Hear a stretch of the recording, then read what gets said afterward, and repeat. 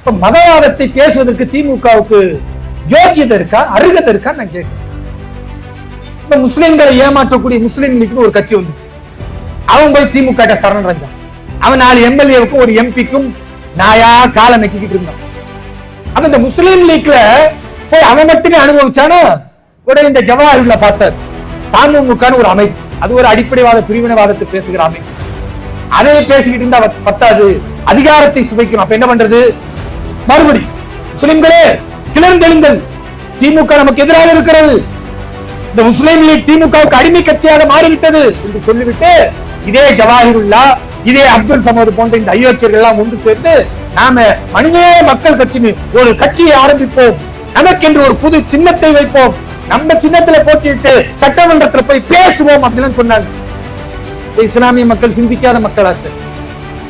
அப்படின்னா ஐயோ மோடி வராரா அப்படின்னு பயப்படுற அளவுக்கு ஆக்கி விட்டாங்க. வீரமிக்க ஒரு சமூகம் இஸ்லாமிய சமூகம்.